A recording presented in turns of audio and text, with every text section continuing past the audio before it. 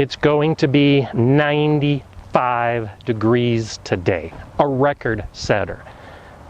But I'm thinking about my harvest when there's actually going to be snow on the ground. This is a perfect time. 95 degrees, freezing conditions, harvests. Join me as I discuss late summer planting for a fall harvest.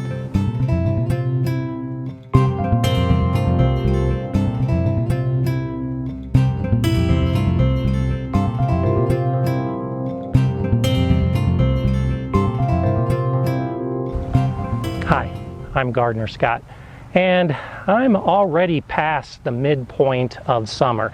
In fact, it seems like it'll be over before I know it.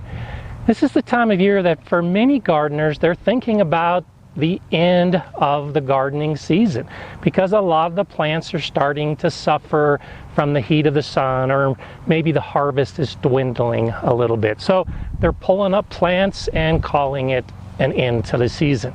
But don't do that, because there's a whole nother season to come. In this bed right here, I've got short and sweet carrots planted, and I've got an early blood turnip beet, and I've got some sugar snap peas. All of these were sown in the ground before summer was over, because I want a harvest in the fall so I can keep the whole gardening spirit going. Do you notice a common factor among those three plants, the beets, the carrots, and the peas? Well, if not, here's a hint. These are the three plants I'll be growing in this bed: spinach, kale, and lettuce. Now, do you see the common factor? Well, they're all cool season plants. They're the plants that will typically grow in the spring. We can sow them as soon as the soil can be worked in the spring, which means if it drops below freezing, they can handle it. If we have a late snow, they just shrug it off. So what better time of year than to be sowing them in late summer into fall? The warmth of the sun warms up the soil and germinates the seeds in almost no time at all. As they grow, they're growing into that season that they love, the cool season. Those spring sown seeds, well, when it gets to June and July and it's just baking hot, a lot of them will bolt, and you don't get the end of season harvest because they get sour. They don't really taste very good. You don't have that problem when you sow in the summer and now begin to harvest in the fall. Those cooler temperatures means that the plants are not going to bolt. And in fact, many of them taste much better in the fall, because as those temperatures begin to drop, the plant begins to store the sugars within the plant. So the beets and the carrots and the parsnips and the rutabagas, all those plants that you allow to grow into the fall can actually taste sweeter, much better, if you have a late season sowing, like now in summer. Just about any of the seeds that you can sow in the spring, you can sow in the summer for a fall harvest. I do recommend that you look at the days to harvest so that you don't choose a plant that puts you well into winter. For example, this spinach is a 48-day to harvest plant. I'm definitely going to get one, maybe two, maybe even 3 harvests before it gets too cold and the ground freezes. I know that because I already checked on my first frost date. And for me, that's the middle of October. So I have almost 2 full months of growth until I hit my average frost date. And 48 days fits well within that. If I have an earlier freeze or it's on average, well, I don't have to worry a lot about it, because if I look at a plant like this kale, where it tells me that I can start the seed outside 2 to 4 weeks before my last frost date in spring, well, now that implies that I can keep it in the ground 2 to 4 weeks after my first frost date in fall. So I've got almost 3 months of growing time for this kale. plenty of time to let it grow. And that holds true for a lot of the other plants.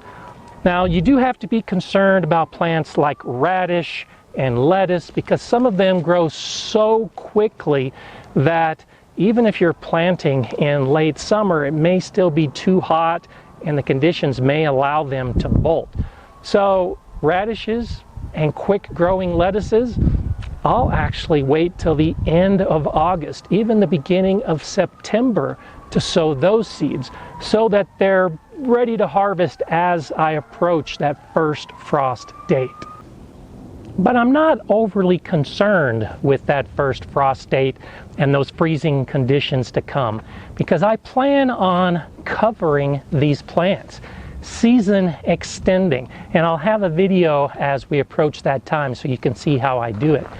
With just a simple cover of fabric or plastic, you can help keep those plants warmer during those really cold conditions, which means you can extend their growing period even further. And with snow on the ground, you might still be harvesting all of these cool season plants and getting wonderful tasting beets and spinach and kale and all of the rest. While I'm not that concerned with the cold temperatures to come, I am concerned about the hot temperatures right now. In fact, today we're supposed to set another heat record for August. Why that's a concern? The soil dries out very quickly.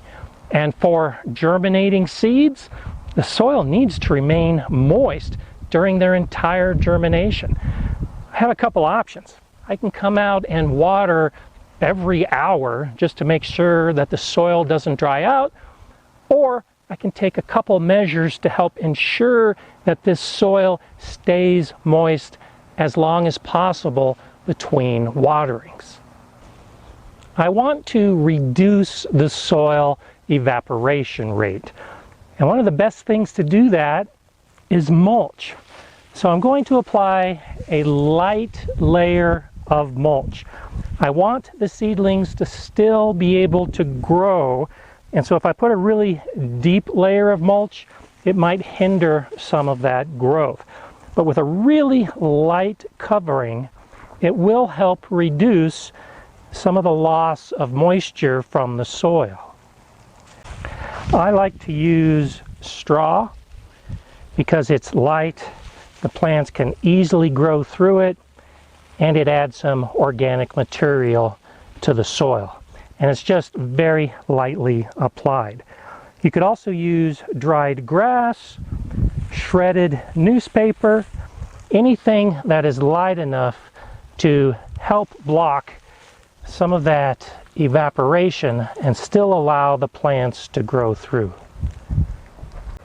You can also use burlap bags if you have burlap lying around. And the idea is that you spread the burlap on top of the soil. You wet the burlap, it tends to stay wet for a good period of time, but most importantly, it shades the soil underneath it to keep it moist. Now, I think this is a really good idea in the spring, more so than in the summer. In the spring, it also helps to warm the soil and helps the germination. The problem with this is that you have to regularly peek underneath it because as soon as those plants sprout, you have to remove the burlap. In spring, it's okay if you miss it by a day or two and those plants are still young and quite green because the conditions are cool enough that the plants can grow right through it. But in the summer, if you miss the time that those plants, those little seedlings are growing, and now you pick up this burlap, well, you have a really tender, vulnerable plant underneath it that can easily get fried by the sun. So burlap can be a good idea for covering the soil and shading it. At this point, I don't recommend it. Instead, what I use is actual shade over the bed.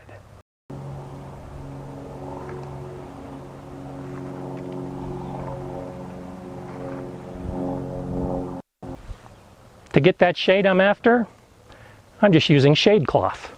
This is a 30% shade cloth, which means it blocks 30% of the sun's rays, enough to shade the soil and keep it from drying out as quickly. It also helps keep some of the harsh rays away from those young seedlings. All I do is cover these cattle panel low hoops that I've built.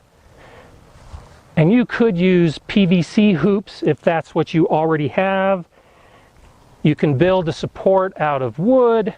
The idea is just to keep this shade cloth off of the plants and shading this bed.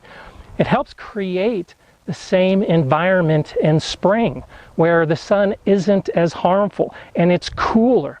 And so these seedlings should pop up and grow to be very happy plants, even in the heat of summer. And these low hoops are ready so that when it starts getting real cold, I'll remove the shade cloth and then cover this area with plastic to help hold in the heat as we move into fall.